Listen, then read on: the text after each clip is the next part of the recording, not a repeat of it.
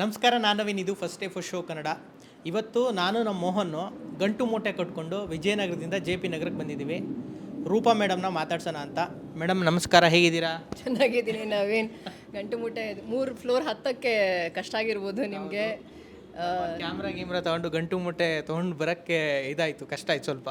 ಸರಿ, ಸ್ವಲ್ಪ ಎಕ್ಸಸೈಸ್ ಇಷ್ಟು ಮಾಡಲಿಲ್ಲ ಅಂದರೆ ಅಂತ ನಾವೇ ಸ್ವಲ್ಪ ಎತ್ತರದಲ್ಲಿರೋಣ, ಹಾಗಾದರೂ ಸ್ವಲ್ಪ ಓಡಾಡ್ತೀವಿ ಅಂತ ಸ್ವಲ್ಪ ಕಷ್ಟ ಕೊಟ್ವಿ, ಸಾರಿ. ಓಕೆ, ಇವಾಗ ನಾವು ಚಿಕ್ಕ ವಯಸ್ಸಲ್ಲಿದ್ದಾಗ ನೋಡ್ತಾ ಇದ್ವಿ, ಕಾಣೆಯಾದವರ ಬಗ್ಗೆ ಪ್ರಕಟಣೆ ಅಂತ ಬರೋದು ಚಂದನದಲ್ಲಿ.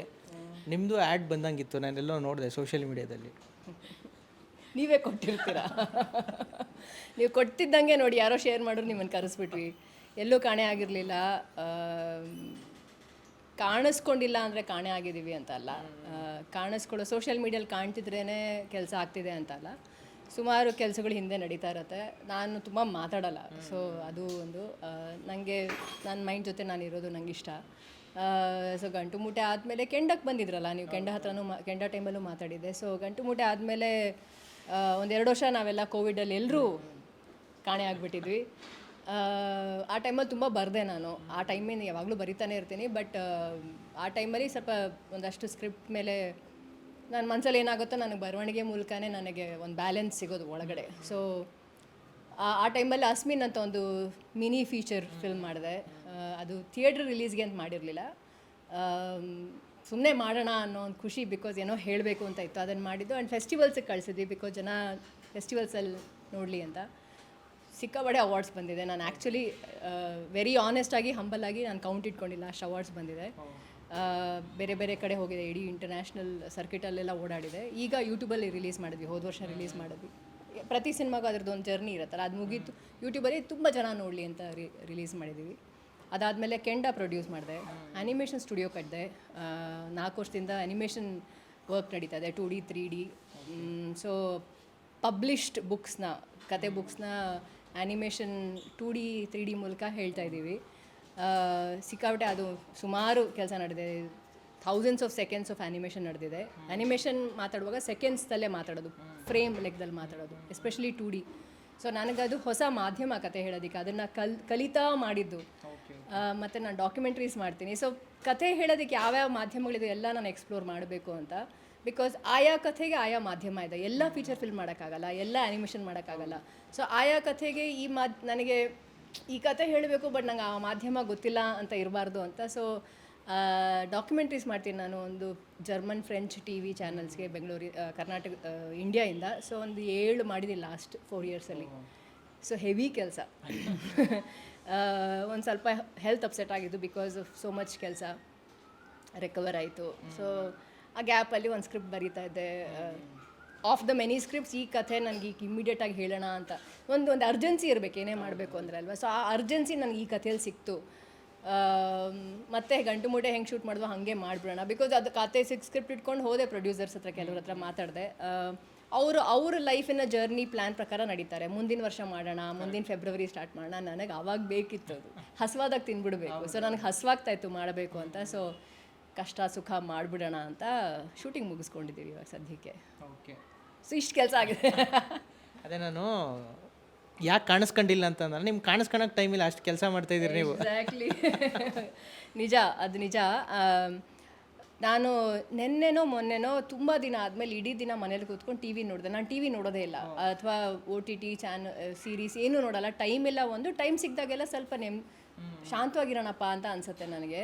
ಗಜಿಬಿಜಿ ಬೇಡ. ಇವಾಗ ಮ್ಯೂಸಿಷಿಯನ್ಸ್ ತುಂಬ ಜನ ಸ್ವಲ್ಪ ಟೈಮ್ ಇದ್ದಾಗ ಹಾಡು ಕೇಳಲ್ಲ, ಸೈಲೆಂಟಾಗಿರ್ತಾರೆ. ಸೊ ಹಾಗೆ ನನಗೂ ತುಂಬ ದಿನ ಆದಮೇಲೆ ನಾನು ಕೂತ್ಕೊಂಡು ಇಡೀ ದಿನ ಒಂದು ಸೀರೀಸ್ ನೋಡಿದೆ. 5 ಗಂಟೆ ಸಂಜೆ ಆಗ್ತಾ ಅಯ್ಯೋ ಟೈಮ್ ವೇಸ್ಟ್ ಆಗೋಯ್ತೆ. ಸೊ ಟೈಮ್ ಇಲ್ಲ, ತುಂಬ ಕಡಿಮೆ ಇದೆ. ಲೈಫ್ ಮುಗ್ದೋಗ್ತಾ ಇದೆ ಬೇಗ. ಓಕೆ, ಅದೇ ಇವಾಗ ಈಗ ನೆಕ್ಸ್ಟ್ ಹೇಳಿದ್ರೆ ನೀವು ಶೂಟ್ ಎಲ್ಲ ಮುಗಿಸಿದ್ದೀರಾ ಅಂತ. ಸೊ ಏನು ಪ್ರಾಜೆಕ್ಟ್ ಅದು, ಯಾವುದ್ರ ಮೇಲೆ ವರ್ಕ್ ಮಾಡಿದ್ದೀರಾ, ಹೆಂಗೆ ನಡೀತಾ ಇದೆ, ಯಾವಾಗ ನೋಡ್ಬೋದು, ಅದ್ರ ಬಗ್ಗೆ ಏನಾದರೂ? ಯಾವಾಗ ನೋಡ್ಬೋದು, ಇಷ್ಟರಲ್ಲೇ ನಾವೊಂದು ಪ್ಲ್ಯಾನ್ ಇಟ್ಕೊಂಡೇ ಮಾಡಿರೋದು. ಬಿಕಾಸ್ ಇಲ್ಲ ಅಂದರೆ ಮಾಡ್ತಾನೇ ಇರ್ತೀವಿ ಅಲ್ವಾ. ಓನ್ ಪ್ರೊಡಕ್ಷನ್ ಆದ್ದರಿಂದ ಒಂದು ಡೆಡ್ಲೈನ್ ಇಟ್ಕೊಂಡೇ ಮಾಡಿರೋದು. ಶೂಟಿಂಗ್ ಮುಗಿದಿದೆ, ಇನ್ನು 1 ದಿವಸ ಶೂಟಿಂಗ್ ಪೆಂಡಿಂಗ್ ಇದೆ. ಅದಕ್ಕೆ ಪರ್ಮಿಷನ್ಸ್ ಅದು ಸ್ವಲ್ಪ ಕಷ್ಟ ಆಗ್ತದೆ, ನೋಡ್ತಾ ಇದ್ದೀವಿ. ಎಡಿಟ್ ಆಲ್ಮೋಸ್ಟ್ ನಡೀತಾ ಇದೆ parallelly. So college love story, okay. Gen Z love story. ನನಗೆ ಈ ಕತೆ ಮೈಂಡಿಗೆ ಬಂದಾಗಿಂದ ತುಂಬ ಕಾಡ್ತಾಯಿತ್ತು. ನನಗೆ ಕಥೆಗಳು ಇವಾಗ ಎಮೋಷನ್ಸ್ ಇರೋದು ಅರಿಷಡ್ವರ್ಗ ಅಂತಾರಲ್ಲ, 6 ಎಮೋಷನ್ಸ್, ಎಕ್ಸ್ಪ್ರೆಷನ್ಸ್ ನವರಸ, 9 ಎಕ್ಸ್ಪ್ರೆಷನ್ಸ್ ಇದ್ದಾವೆ. ಅದನ್ನ ಇಟ್ಕೊಂಡೇ ಕತೆ ಹೇಳೋಕ್ಕೆ ಸಾಧ್ಯ, ಕರೆಕ್ಟಾ? ಸೊ ನಾನು ಯಾಕೆ ಈ ಕತೆ ಹೇಳಬೇಕು ಅಂತ ನಾನು ಹುಡುಕ್ತಾ ಇರ್ತೀನಿ. ಈ ಕತೆ ಯಾಕೆ ನನಗೆ ಕಾಡ್ತಾ ಇದೆ, ಏನಿದು? ಸೊ ಪರ್ಸ್ಪೆಕ್ಟಿವ್, ದೃಷ್ಟಿಕೋನ ಶಿಫ್ಟ್ ಮಾಡೋದು ಅಷ್ಟೇ ಮೇಯ್ನ್ಲಿ. ಬಿಕಾಸ್ 100 ವರ್ಷ ಆಗಿದೆ ಸಿನಿಮಾ ಅಂತ ಹುಟ್ಕೊಂಡು. 100 ವರ್ಷದಲ್ಲಿ ಕೆಲವೊಂದು ಪರ್ಸ್ಪೆಕ್ಟಿವ್ನ ಯಾರೂ ಯೋಚನೆ ಮಾಡ್ತಾ ಇಲ್ಲ. ಮಾಡಬೇಕು, ಮಾಡಿದ್ರು ಸಿನಿಮಾ ಮಾಡೋದಕ್ಕೆ, ಬಿಕಾಸ್ ಅದು ಬಿಸ್ನೆಸ್ ಕೂಡ ಸೇರಿರುತ್ತಲ್ವ, ಸೊ ಓಡೋದಿಲ್ಲ. ಆ ಥರ ಸುಮಾರು ಗೇಟ್ ಕೀಪರ್ಸು. ಸೊ ಅದನ್ನೆಲ್ಲ ಮೀರಿದ್ದು ಇದೊಂದು ಕಥೆ ನಂಗೆ ಹೇಳಲೇಬೇಕು ಅನ್ನಿಸ್ತು. ಲವ್ ಸ್ಟೋರಿ ಕೋಲಾರಲ್ಲಿ ಶೂಟಿಂಗ್ ಮಾಡಿದ್ವಿ. ಬಿಕಾಸ್ ಪ್ರಪಂಚ ತುಂಬ ಮುಖ್ಯ ಈ ಕಥೆಗೆ. ನಾವು ಎಲ್ಲಿ ಕತೆ ಹೇಳ್ತೀವಿ ಅದು ತುಂಬ ಮುಖ್ಯ. ಸೊ ಕೋಲಾರಲ್ಲಿ, ಬಿಕಾಸ್ ಅದು ಚಿಕ್ಕ ಊರಿನ ಆಗು ಹೋಗುಗಳು ಕಥೆಯಲ್ಲಿ ಬಂದು ಹೋಗುತ್ತಲ್ಲ, ಅದು ತುಂಬ ಮುಖ್ಯ. ನಾನು ಕೋಲಾರದ ಹುಡುಗಿ, ಸೊ ನನಗೆ ನನ್ನ ಬೇರುಗಳಿಗೆ ನನ್ನ ಕಡೆಯಿಂದ ಒಂದು ನಮನ ಸಲ್ಲಿಸೋಣ ಅಂತ ವಾಪಸ್ ಕೋಲಾರಲ್ಲಿ ಹೋಗಿ ಶೂಟಿಂಗ್ ಮಾಡಿದ್ದು. ಸಿಕ್ಕಾಬಟ್ಟೆ ಮಜಾ ಇತ್ತು, ಟಾರ್ಚರ್ ಆಯಿತು. ಸೊ ಕಾಸ್ಟಿಂಗ್ ಎಲ್ಲ ಹೆಂಗಿರುತ್ತೆ, ಅದ್ರ ಜೊತೆಗೆ ನಿಮ್ಮ ಸ್ಟೈಲು ಈ ಸಿನಿಮಾದಲ್ಲೂ ಇರುತ್ತೆ. ಅಂದರೆ ನೀವು ಏನೇ ಸಿನಿಮಾ ಮಾಡಿದ್ರು ಇದುವರೆಗೂ ಯಾವುದೋ ಮುಚ್ಚುಮರೆ ಮಾಡೋದು ಆ ಥರ ಮಾಡಿಲ್ಲ, ನೈಜವಾಗಿರುತ್ತೆ, ಸಹಜವಾಗಿರುತ್ತೆ, ಆ ಥರದ್ದು ಇರುತ್ತೆ. ಇಲ್ಲೂ ಅದೇ ಥರದ್ದು ನಿಮ್ಮ ಸ್ಟೈಲೇ ಇರುತ್ತಾ ಸಿನಿಮಾ? ಹೆಂಗೆ? ನೈಜ ಒಪ್ಕೋತೀನಿ, ಸಹಜ ಒಪ್ಕೋತೀನಿ. ಮುಚ್ಚು ಮರೆ ಮಾಡಿಲ್ಲ ಅಂತ ನೀವೇನು ಹೇಳ್ತೀರಾ? ಯಾವುದ್ರ ಬಗ್ಗೆ ಹೇಳ್ತೀರಾ? ಮಾತಾಡೋಣ. ಅಂದರೆ ಸ್ಕ್ರೀನಲ್ಲಿ ಯಾವುದೇ ಆಗಲಿ, ಇದು ಬೇಡ, ಇದು ಕತೆಗೆ ಏನು ಬೇಕೋ ಅದನ್ನು ನೀಟಾಗಿ ಮಾಡ್ಕೊಂಡು ಅಬ್ಸಲ್ಯೂಟ್ಲಿ. ಕತೆಗೆ ಏನು ಬೇಕೋ, ಸೊ ಈ ಕತೆಗೆ ಏನು ಬೇಕೋ ಅದನ್ನು ಖಂಡಿತ ಮಾಡಿದ್ದೀವಿ. ಬಿಕಾಸ್ ಒಂದು ಜರ್ನೀಲಿ ಕರ್ಕೊಂಡು ಹೋಗೋದು. ಆ್ಯಸ್ ಅ ಡೈರೆಕ್ಟರ್ದು ನನ್ನ ಕೆಲಸ ಏನು, ನಾನು ಬರೆದಿರೋ ಕಥೆನ ಒಂದು ಸ್ಕ್ರೀನ್ ಮೇಲೆ ತೊಗೊಂಡು ಬರ್ತು ಒಂದು ಜರ್ನಿ ಮೇಲೆ ಕರ್ಕೊಂಡು ಹೋಗೋದು. ಆ ಜರ್ನಿ ನನ್ನ ಮೈಂಡಲ್ಲಿ ಇಷ್ಟು ಹೋದರೆ ಸಾಕು, ಇಷ್ಟು ಹೋದರೆ ಬೇಡ. ಬಿಕಾಸ್ ಆ ಭಾವನೆಗಳು ನಿಮಗೆ ನೋಡಿದವರಿಗೆ ರೀಚ್ ಆಗಬೇಕು ಅಂದರೆ ಅದಕ್ಕೊಂದು ರಿದಮ್ ಇರುತ್ತೆ, ಅದಕ್ಕೊಂದು ತಾಳಮೇಳ ಇರುತ್ತೆ. ಆ ತಾಳಮೇಳಕ್ಕೆ ಎಷ್ಟು ಬೇಕು ಅಷ್ಟು ಖಂಡಿತ. ನೈಜತೆ ಸಹಜತೆ ನನಗೆ ಅದಿಲ್ದಿರ ಮಾಡೋಕ್ಕಾಗಲ್ಲ. ಬಿಕಾಸ್ ನನಗೆ ನೋಡ್ತಾ ಇದ್ದರೆ ನಮ್ಮ ಮನೇಲೇ ನಡೀತಾ ಇದೆ ಕತೆ ಅನ್ನಿಸ್ಬೇಕು, ನಮ್ಮ ಪಕ್ಕದ ಮನೆ ಹುಡುಗಿ ಕತೆ ಅಥವಾ ನಮ್ಮ ಪಕ್ಕದ ಮನೆ ಹುಡುಗನ ಕತೆ ಅನ್ನಿಸ್ಬೇಕು ಅನಿಸಿ ಕೂಡ. ಯಾಕಂದರೆ ನಾವು ಸಿನಿಮಾ, ನಿಜ ಜೀವನಕ್ಕೂ ಸಿನಿಮಾಗೂ ಏನಂತವೇ ಇದು ಡ್ರಾಮಟೈಸ್ ಮಾಡಿದ್ದಾರೆ. ನಿಜ ಜೀವನಕ್ಕಿಂತ ಡ್ರಾಮಾ ಬೇರೆ ಕಡೆ ಇರಲ್ಲ, ಕರೆಕ್ಟಾ? ನಮ್ಮ ಜೀವನದಲ್ಲೇ ಭಾರಿ ನಾಟಕಗಳು. ನೀವು ಪ್ರೀತಿ ಮಾಡಿರ್ತೀರ, ನಿಮಗೂ ನಿಮ್ಮ ಗರ್ಲ್ ಫ್ರೆಂಡ್ಗೂ ಮಧ್ಯೆ ಬೇಕಾದಷ್ಟು ನಾಟಕಗಳು ನಡೆ. ಸಡನ್ನಾಗಿ ಮಾತಾಡೋದು ಬಿಟ್ಬಿಡ್ತಾಳೆ, ಸಡನ್ನಾಗಿ ಏನಕ್ಕೋ ಕೋಪ, ಯಾಕೆ ಕೋಪ ಅರ್ಥ ಆಗೋದಿಲ್ಲ. ಈ ಥರ ಮನುಷ್ಯರ ಮಧ್ಯೆ ಏನೇನೋ ಇರುತ್ತಲ್ಲ, ನಂಗೆ ಅದು ತುಂಬ ಖುಷಿ. ಸೊ ಅದನ್ನೇ ನಾನು ಬರೆದಿದ್ದೀನಿ. ಕಾಸ್ಟಿಂಗ್ ಬಗ್ಗೆ ಕೇಳಿದ್ರಿ. ಸೊ ತೇಜು ಆ್ಯಂಡ್ ಪ್ರಣವ್ ಅವರಿಬ್ಬರು ಹಳೆ ಕಾಂಬಿನೇಷನ್ ಬಂದಿದೆ. ತೇಜು ಜೊತೆ ಹಳೆ ಕಾಂಬಿನೇಷನ್, ಹೌದು. ಬಿಕಾಸ್ ಅವ್ರ ಜೊತೆ ಎಷ್ಟು ಮಾಡಿದ್ರು ಸಾಲದು ಅನ್ಸಲ್ಲ, ಸಾಕು ಅನ್ಸಲ್ಲ. ಸೊ ಇನ್ನೂ ಬೇಕು ಅನ್ನೋ ಥರ ಅವಳಗೆ ಅಷ್ಟಿದೆ ಅವಳಲ್ಲಿ. ಸೊ ಖುಷಿ. ಐ ನೋ ಪಾತ್ರಕ್ಕೆ ತಕ್ಕ ಹಾಗೆ ಕಾಸ್ಟಿಂಗ್ ಮಾಡೋಕ್ಕೆ ಸಾಧ್ಯ, ರೈಟ್? ನಾನು ಬರೆದ್ಬಿಟ್ಟಿದ್ದೀನಿ, ನಾನು ಅವಳ ಜೊತೆ ಕೆಲಸ ಮಾಡಬೇಕು ಅಂತ ಯಾವುದೋ ಕ್ಯಾರೆಕ್ಟರ್ನ ಅವಳು ಹಾಕೊಳ್ಳೋಕ್ಕಾಗಲ್ಲ. ಇನ್ನೊಂದು ಕತೆ ಬರ್ದಿನಿ, ಅದನ್ನು ಇಷ್ಟಲ್ಲೇ ಶೂಟಿಂಗ್ ಇದು ಮುಗಿದ ಮೇಲೆ ಅದರೊಳಗೆ ನಾನು ಅವಳನ್ನ ಹಾಕೊಳ್ಳಲ್ಲ ಅಂದಿದ್ದು ಕೊಳ್ಕೋಪ ಬಂದಿದೆ. ಬಿಕಾಸ್ ಕ್ಯಾರೆಕ್ಟರ್ಗೆ ಸೂಟ್ ಆಗಬೇಕಲ್ವಾ? ಸೊ ಬಟ್ ಅವಳು ಸಮುದ್ರ ಸಾಗರ ಅವಳ ಕಲೆಯಲ್ಲಿ. ಸೊ ನನಗೆ ತಗೊಂಡಷ್ಟು ಇನ್ನೂ ಬೇಕು ಅನ್ನೋ ಥರ. ಆ್ಯಂಡ್ ಪ್ರಣವ್ ನನಗೆ she is very powerful on screen ಅಲ್ವಾ? ನಾವು ಹಳೆ ಕಾಲದಲ್ಲೆಲ್ಲ ಲಕ್ಷ್ಮಿ ಅವ್ರನ್ನೆಲ್ಲ ನೋಡಿದ್ದೀವಿ, ಸರಿತಾ, ನಂಗೆ ತುಂಬ ಇಷ್ಟ ಅವರೆಲ್ಲ. ಆ ಥರ ನಿಂತ್ಕೊಂಡೆ ಗಟ್ಟಿಯಾಗಿ ಒಂದು ಪಾತ್ರಕ್ಕೆ ಆ ಗಟ್ಟಿತನ, ಅದಕ್ಕೆ ತಕ್ಕ ಹಾಗೆ ಒಬ್ಬರು ಬೇಕಿತ್ತು ನನಗೆ. ಸೊ ಬಿಕಾಸ್ ಇದು ಕೂಡ ಹೆವಿ ಲವ್ ಸ್ಟೋರಿ ಅಲ್ವಾ? ಸೊ ಪ್ರಣವಲ್ಲಿ ನನಗೆ ಅದು ಕಾಣಿಸ್ತು. So Pranav and Teju. ಸರಿ ಮೇಡಮ್, ಇನ್ನು ಅನಿಮೇಷನ್ ಬಗ್ಗೆನೂ ನೀವು ಹೇಳ್ತಾ ಇದ್ರಲ್ಲ, ಅದು ಯಾವ ಪ್ಲಾಟ್ಫಾರ್ಮಲ್ಲಿ ಬರುತ್ತೆ? ಓ ಟಿ ಟಿಗ ಅಥವಾ ಯೂಟ್ಯೂಬ್ಗಾ? ಏನದು ಆ್ಯಕ್ಚುಲಿ? ಎಲ್ಲಿ ಹೇಳ್ತೀರಾ? ಇಲ್ಲ, ಅದು ಒಂದು ಪಬ್ಲಿಕೇಶನ್ ಸೀರೀಸು. ಅದು ನಾವೆಲ್ಲರೂ ತೋರಿಸೋದಕ್ಕೆ ಕೂಡ ನಮಗೆ ಪರ್ಮಿಷನ್ ಕೊಟ್ಟಿಲ್ಲ ಅವರು. ನಾವು ಮಾಡಿ ಅವ್ರಿಗೆ ಕೊಡ್ತೀವಿ, ಅವ್ರದ್ದು ಆ್ಯಪ್ಸಲ್ಲಿ ಅವ್ರು ರಿಲೀಸ್ ಮಾಡ್ಕೋತಾರೆ. ನಮ್ಮ ಕಡೆಯಿಂದ ನಾವು production, pre production, post production ಬುಕ್ಗಳಿದೆ ಅವ್ರದ್ದು.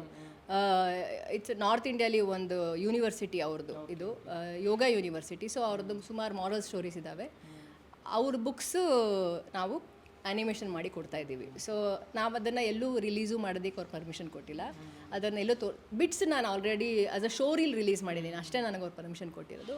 ನಾವು ನಮ್ಮದು ಅವ್ರ ಜೊತೆ ಯಾವ್ದು ಕಾಂಟ್ರಾಕ್ಟ್ ಅಂದರೆ, ಅವ್ರದ್ದು ವಿಡಿಯೋ ಎಂಡಲ್ಲಿ ಕ್ರಿಯೇಟೆಡ್ ಬೈ ಅಂತ ಕೂಡ ನಾವು ಹಾಕಂಗಿಲ್ಲ. ಹಾಂ, ಬಟ್ ನನಗೆ ಅದು ಓಕೆ ಇತ್ತು, ಬಿಕಾಸ್ ಕ್ರೆಡಿಟ್ಗೋಸ್ಕರ ಮಾಡಿದ್ದಲ್ಲ ಇದು, ಒಂದು ಎಕ್ಸ್ಪೀರಿಯನ್ಸ್ ಆ್ಯಂಡ್ ಅಫ್ಕೋರ್ಸ್ ದುಡ್ಡಿತ್ತು ಅದರೊಳಗೆ. ಸೊ ಮಾಡಿದ್ವಿ, ಏನೋ ಒಂದು ಕಡೆ ಬರ್ತಾ ಇರಬೇಕಲ್ಲ ಸಿನಿಮಾದಲ್ಲಿ, ಸಿನಿಮಾ ಮಾಡಬೇಕು ಅಂದರೆ. ಸೊ ಅದು ನನಗೆ it is keeping us going. ಈಗ ನಾವು ಸುಮಾರು ಇಂಟರ್ನ್ಯಾಷನಲ್ ಕೆಲವು ಕ್ಲೈಂಟ್ಸಿಗೆ ವಿಡು ಅವ್ರದ್ದು ಸೋಷಿಯಲ್ ಮೀಡಿಯಾ ಕಂಟೆಂಟ್ ಅದೆಲ್ಲ AI ಅಲ್ಲಿ. ಸೊ ಅದ್ರ ಕಡೆನೂ ಇವಾಗ ಸ್ವಲ್ಪ ಪ್ರಯಾಣ ಮಾಡ್ತಾ ಇದ್ದೀವಿ. ಸೊ ಈಗ ಅಟ್ ಪ್ರೆಸೆಂಟು ಸಿನಿಮಾ ಮಾಡೋದು, ಸಿನಿಮಾ ಇಂಡಸ್ಟ್ರಿ ತುಂಬ ಲೋ ಫೇಸಲ್ಲಿದೆ ಅಂತ ಎಲ್ಲ ಮಾಡ್ತಾ ಇರ್ತಾರೆ, ಸಿನಿಮಾ ಓಡ್ತಾ ಇಲ್ಲ ಅಂತ ಮಾತಾಡ್ತಾರೆ.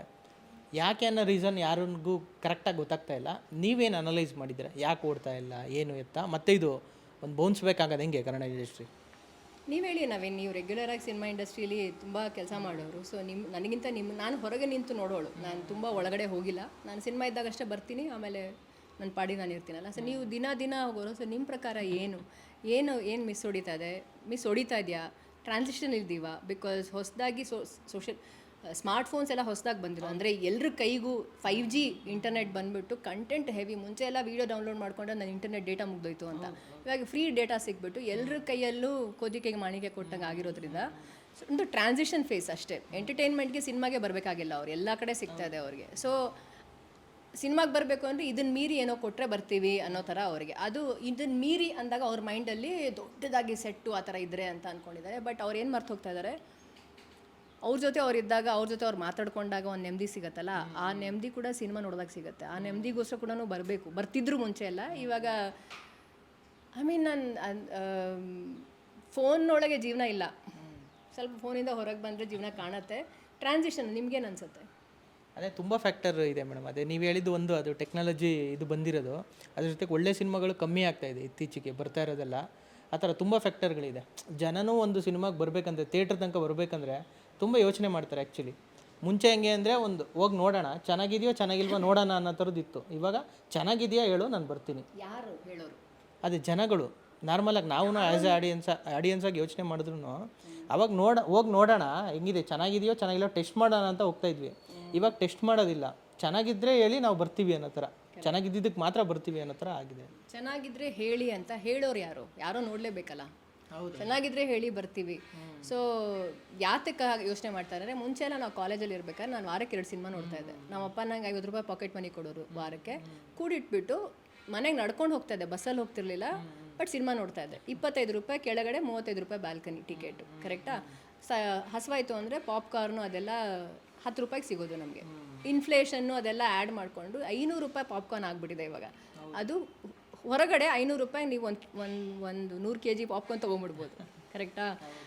ಮನೇಲೇ ಮಾಡ್ಕೊಳ್ಳೋ ಹಾಗಿದ್ದಾರೆ. So costly affair.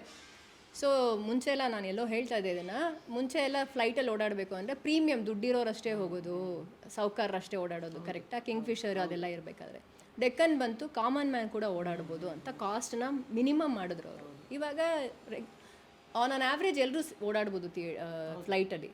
ಸಿನಿಮಾ ಮುಂಚೆ ನಾವು ಯಾರು ಬೇಕಾದ್ರೂ ಹೋಗ್ಬೋದು ಅನ್ನೋ ಥರ ಇತ್ತು. ಇವಾಗ ಅದನ್ನು ಅವರು ಪ್ರೀಮಿಯಮ್ ಅಫೇರ್ ಮಾಡ್ತಾ ಇದ್ದಾರೆ. ದುಡ್ಡಿರೋರಷ್ಟೇ ಬನ್ನಿ, ತಿಂಗಳಲ್ಲಿ ಒಂದು 3,000 ರೂಪಾಯಿ ಬಡ್ಜೆಟ್ ಇಟ್ಬಿಟ್ಟು ಸಿನಿಮಾಗೆ ಅಂತ. ಆ ಥರದವರು ವಾರ ನೋಡ್ತಾ ಇಲ್ಲ ಮುಂಚಿನ ಥರ. ನೋಡೋಕೆ ಆಸೆ ಇದ್ರೂ ನೋಡ್ತಾ ಇಲ್ಲ, because it's very expensive. So various factors ಇದ್ದಾವೆ. ಒಳ್ಳೆ ಸಿನಿಮಾ ಬರ್ತಿಲ್ಲ ತಪ್ಪದು. ಐ ಥಿಂಕ್ ಬರೋ ಸಿನಿಮಾ ಕಾಣಿಸ್ತಾ ಇಲ್ಲ, ಬಿಕಾಸ್ ಅಪರ್ಚುನಿಟಿನೇ ಸಿಗ್ತಾ ಇಲ್ಲ ಅವರಿಗೆ. ಕರೆಕ್ಟಾ? ಆ್ಯಂಡ್ ಆಡಿಯನ್ಸ್ ಏನು ಅನ್ಕೋತಾರೆ, ಬರೋ ಸಿನಿಮಾ ಎಲ್ಲ OTTಗೆ ಬರುತ್ತೆ ನೋಡ್ಕೊಳ್ಳೋಣ ಅನ್ನೋ ಥರ. ಎಲ್ಲ ಸಿನಿಮಾ OTTಗೆ ಹೋಗಲ್ಲ. OTT ಅವ್ರು 5 ವರ್ಷದ ಹಿಂದೆ ಇಂಡಿಯಾಗೆ ಬಂದಾಗ ಬೇರೆ ಗೇಮ್ ಪ್ಲಾನ್ ಇಟ್ಕೊಂಡು ಬಂದಿದ್ರು, ಬಿಸ್ನೆಸ್ ಮಾಡಲ್ಲು. ಇವಾಗ ಬಿಸ್ನೆಸ್ ಮಾಡಲ್ ಅವ್ರದ್ದು ಚೇಂಜ್ ಆಗ್ತಾ ಇದೆ. ಅವ್ರು ಯಾತಕ್ಕೆ ಅವ್ರದ್ದು ಬಿಸ್ನೆಸ್ ಮಾಡಲ್ ಏನು, ಸಬ್ಸ್ಕ್ರಿಪ್ಷನ್ ಬೇಕು ಅವರಿಗೆ. ಸಬ್ಸ್ಕ್ರಿಪ್ಷನ್ ಇದ್ದರೆ ಆ ಲ್ಯಾಂಗ್ವೇಜ್ ಕಂಟೆಂಟ್ ಕೊಡ್ತಾರೆ. ಕನ್ನಡದಲ್ಲಿ ಲಾರ್ಜ್ಲಿ ಹೊಸ ಸಬ್ಸ್ಕ್ರಿಪ್ಷನ್ ಕಡಿಮೆ ಇದೆಯಂತೆ. ನಾನು ಸುಮಾರು OTT ಅವ್ರ ಹತ್ರ ಎಲ್ಲ ಮಾತಾಡ್ತಿರ್ಬೇಕಾದ್ರೆ ನಂಗೆ ಗೊತ್ತಾಗಿದ್ದು. ಸೊ ಅವ್ರು ಕನ್ನಡ ಕಂಟೆಂಟು ಕಡಿಮೆ ಅವ್ರು ತೊಗೋತಾನೆ, ದುಡ್ಡು ಕೊಟ್ಟು ತೊಗೊಳ್ಳೋದಿಲ್ಲ. ಇವಾಗ ಅಪ್ಲೋಡ್ ಮಾಡ್ಕೊಳ್ಳಿ, ಪೇಪರ್ ವ್ಯೂ ಮಾಡ್ಕೊಳ್ಳಿ, ಆ ಥರ ಎಲ್ಲ ಬಂದಿದೆ, ಬಿಕಾಸ್ ಅವ್ರಿಗೆ ಬಿಸ್ನೆಸ್ ಆಗ್ತಾಯಿಲ್ಲ. ಸೊ ಅಲ್ಟಿಮೇಟ್ಲಿ ಯಾರ ಕೈಯಲ್ಲಿದೆ, ಒಳ್ಳೆ ಸಿನಿಮಾ ಬರ್ತಿದೆ ಆ ಥರ ಅಲ್ಲ, ಬಂದಿದ್ದ ಸಿನಿಮಾ ನೋಡಿ ಅವಕಾಶ ನೋಡೋರು ಕಡಿಮೆ ಆಗಿ ಮಾಡೋರು ಜಾಸ್ತಿ ಆಗಿದ್ದಾರಾ? ಇನ್ನೊಂದು ಮೇಡಮ್ ಅಂದರೆ ಇವಾಗ ಗಂಟು ಮುಟ್ಟೆ ಸಿನಿಮಾ ಬಂದಾಗ ತುಂಬ ಬೇರೆ ಭಾಷೆಯವರು ದೊಡ್ಡ ನಟರು, ಹೀರೋಯಿನ್ಗಳು ಎಲ್ಲರೂ ತುಂಬ ಅದ್ರ ಬಗ್ಗೆ ಬೇರೆ ಬೇರೆ ಇಂಟರ್ವ್ಯೂಗಳಲ್ಲೆಲ್ಲ ಮಾತಾಡಿದ್ರು. ಸೊ ಹಂಗಿದ್ದಾಗ ಯಾರಾದರೂ ನಿಮ್ಗೆ ಅಪ್ರೋಚ್ ಮಾಡಿದ್ರೆ ಸಿನಿಮಾ ಮಾಡೋಣ ಅಂತ ಮೆಚ್ಕೊಂಡವರು ನಿಮ್ಮ ಜೊತೆ ವರ್ಕ್ ಮಾಡಬೇಕಂತ ಆಸೆಪಟ್ಟು ಕಾಲ್ ಮಾಡಿದ್ದು, ಅದು ಯಾಕೆ ವರ್ಕ್ ಆಗಲಿಲ್ಲ, ಅಥವಾ ಅಪ್ರೋಚ್ ಮಾಡಿದ್ರೆ ಯಾರಾದರೂ? ನಟರು ಯಾರೂ ಮಾಡಿಲ್ಲ, ಬಟ್ ಬೇರೆ ಬೇರೆ ಭಾಷೆಯಿಂದ ನನಗೆ ಆಪರ್ಚುನಿಟಿ ಬಂತು. ಸ್ಕ್ರಿಪ್ಟ್ ಸೊ ನಾನು ಸ್ವಲ್ಪ ಚೂಸಿ ನಿಮ್ಮ ಹತ್ರನೇ ಯಾವ್ದಾರು ಇದ್ರೆ ಹೇಳಿ ಮ್ಯಾಮ್. ಆ್ಯಕ್ಚುಲಿ ಗಂಟು ಮುಟ್ಟೆ ಆಗ್ತಿದ್ದಂಗೆ 2 ವರ್ಷ ನಾವೆಲ್ಲರೂ ಮನೇಲಿ ಕೂತ್ವಿ, ರೈಟ್. ಆವಾಗ ಸ್ಪಿನ್ ಆಗಿದ್ದು, ಅದು ಪುನೀತ್ ರಾಜ್ಕುಮಾರ್ ಸರ್ ಆ್ಯಂಥಾಲಜಿ ಕರೆದಿದ್ರು, ಅದೆಲ್ಲ ಒಂದು ಕತೆ. ಪ್ಯಾರಲಲಿ ನಂಗೆ ಸುಮಾರು ಜನ ಫೋನ್ ಮಾಡೋರು, ಲೈಕ್ ಸಿಕ್ಕಾಪಟ್ಟೆ ಫೋನ್ ಕಾಲ್ಸ್ ಬಂತು. ನಾನು ಯಾರ್ದು ಲೈಕ್ ನಾನು ಫೋನ್ ಚೇಂಜ್ ಮಾಡಿದಾಗ ನಂಬರ್ಗಳು ಎಷ್ಟೊಂದು ಕಳ್ಕೊಂಡ್ಬಿಟ್ಟೆ ನಾನು. ಸೊ ಸ್ಕ್ರಿಪ್ಟ್ ಇದ್ದರೆ ಮಾಡೋಣ, ಬಟ್ ಸುಮಾರು ಜನ ವುಮೆನ್ ಓರಿಯೆಂಟೆಡ್ ಮಾಡೋಣ ಆ ಥರನೇ. ಸೊ ನಾನು ಬೇರೆ ಬೇರೆ ಎಕ್ಸ್ಪ್ಲೋರ್ ಮಾಡಬೇಕು ಅಂತ ಆಸೆ ಇತ್ತು ಆ ಟೈಮಲ್ಲಿ. ಆ್ಯಂಡ್ ನಾನು ಯಾವುದೂ ಇಮ್ಮಿಡಿಯೇಟ್ಲಿ ಒಂದು ಸ್ಕ್ರಿಪ್ಟ್ ರೆಡಿ ಇಟ್ಕೊಂಡು ಕೂತಿರಲಿಲ್ಲ. ಬರೆಯೋ ಅಷ್ಟರಲ್ಲಿ ನಾನು ಐ ಹ್ಯಾವ್ ರಿಟನ್ ನಂದು ಈಗ ಲಾಸ್ಟ್ 7 years ಜರ್ನಿಯಲ್ಲಿ. ಮುಂಚೆ ನಾನು ಅನ್ಕೊತದ್ದೆ ನಾನೇ ಬರೆದು ನಾನೇ ಡೈರೆಕ್ಷನ್ ಮಾಡಬೇಕು ಅಂತ ಒಂದಿತ್ತು. ಈಗ ನಾನು ನಿನಗೆ ಬೇಕಾದ್ರೆ ಬರ್ಕೊಡ್ತೀನಿ, ಐ ವಾಂಟ್ ಟು ರೈಟ್, ನೀನು ಬರೆದಿದ್ದು ನಾನು ಡೈರೆಕ್ಟ್ ಬೇಕಾದ್ರೂ ಮಾಡ್ತೀನಿ, I can be just director. ಆ ಥರ ಒಂದು ಜರ್ನಿ ನನ್ನೊಳಗೆ ನಡೀತಾ ಇದೆ. ಬಿಕಾಸ್ ನಾನೇ ಬರೆದು ನಾನೇ ಡೈರೆಕ್ಟ್ ಮಾಡಿ ನಾನೇ ರಿಲೀಸ್ ಮಾಡೋದಕ್ಕೆ ಟೈಮ್ ಹಿಡಿಯುತ್ತೆ, ಟೈಮ್ ಕಡಿಮೆ ಇದೆ, ತಲೆಯಲ್ಲಿ ಜಾಸ್ತಿ ಏನೇನೋ ಇದೆ. ಸೊ ಅದನ್ನೆಲ್ಲ ಹೇಳೋದಕ್ಕೆ ನಂಗೆ ಬೇರೆ ಬೇರೆ ಅವೆನ್ಯೂ ಹುಡುಕೋತಾ ಇದ್ದೀನಿ. So I have written scripts for various people. ನನ್ನ ಹೆಸರುಗಳು ಹೇಳೋಕ್ಕಾಗಲ್ಲ. ಇದೆಲ್ಲ OTTsಗೆಲ್ಲ ಕೆಲಸ ಮಾಡಿದಾಗ ಅವ್ರು NDA ಸೈನ್ ಮಾಡಿಸ್ಕೋತಾರೆ. ಸೊ ನಾನು ಸುಮಾರು ಕೆಲಸ ಮಾಡಿದ್ದೀನಿ. ಅದೆಲ್ಲ ವೆನ್ ಇಟ್ ಬಿಕಮ್ಸ್ ನಿಮಗೆಲ್ಲ ಕಾಣಕ್ಕೆ ಸಿಕ್ಕಿದಾಗ ನೋಡ್ತಿರೋ ಇದನ್ನು ರೂಪ ಬರೆದಿದ್ದಾಳೆ ಅಂತ. ಸೊ NDAs ಸೈನ್ ಮಾಡಿದ್ದೀನಿ ನಾನು. ಸೊ ರೈಟಿಂಗ್ ಮಾಡಿದ್ದೀನಿ ಬೇರೆ ಬೇರೆ Telugu, Hindi, feature film series, ಅದೆಲ್ಲ ತಮಿಳ್ ಅವ್ರ ಜೊತೆ ಒಂದು ಸೀರೀಸ್ ಡಿಸ್ಕಷನ್ ನಡೀತಾ ಇದೆ. ಸೊ ಈ ಥರ ಬೇಕಾದಷ್ಟು ಕೆಲಸಗಳು ನಡೀತಾ ಇದೆ. ಸಿನಿಮಾ ಯಾತಕ್ಕೆ ಮೆಟೀರಿಯಲೈಸ್ ಆಗಿಲ್ಲ, ಬಿಕಾಸ್ ನಾನು ಸಿಕ್ಕಾಪಟ್ಟೆ ಬ್ಯುಸಿ ಇದ್ದೆ. ಆ್ಯನಿಮೇಷನ್ ನನಗದು ಹೆವಿ 3 years. ಬೆಳಗ್ಗೆ ಕಾರ್ಪೊರೇಟ್ ಥರ ಆಗ್ಬಿಟ್ಟಿತ್ತು ನಂಗೆ, ಬೆಳಗ್ಗೆ ಅದು ಆಫೀಸಿಗೆ ಬರೋದು, ಸಂಜೆ. ಸೊ ಇವಾಗ ಎಲ್ಲರೂ ವರ್ಕ್ ಫ್ರಮ್ ಹೋಮ್ ಮಾಡ್ತಾ ಇದ್ದಾರೆ. ಸೊ ಸ್ವಲ್ಪ ನನಗೆ ರಿಲ್ಯಾಕ್ಸು, ನನಗೆ ಅದ್ರ ಮಧ್ಯೆ ನಾನು ಬೇರೆ ಒಪ್ಕೊಳ್ಳೋಕ್ಕಾಗಲಿಲ್ಲ. ಸೊ ಲಾಟ್ ಆಫ್ ಫ್ಯಾಕ್ಟರ್ಸ್ ನನಗೆ.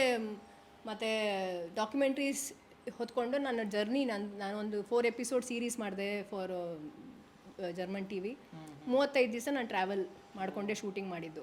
ಸೊ ಈ ಥರ ನಾನು ಬೆಂಗಳೂರಲ್ಲಿ ಇರ್ತಾ ಇದ್ದಿದ್ದು ಕಡಿಮೆ. So various factors. ಈಗ ಸ್ವಲ್ಪ ನಾನು ಖಾಲಿ ಮಾಡ್ಕೊಂಡಿದ್ದೀನಿ ನನ್ನ ಜೀವನಾನ. ಈ ಫಿಲಮ್ ಮಾಡಿದ್ಮೇಲೆ ಇನ್ನು ಸ್ವಲ್ಪ ದಿವಸ ಏನೂ ತೊಗೊಳ್ಬಾರ್ದು, ಸ್ವಲ್ಪ because I want to make next feature film. So ಅದ್ರ ಬಗ್ಗೆ ಫೋಕಸ್ ಮಾಡೋಣ ಅಂತ.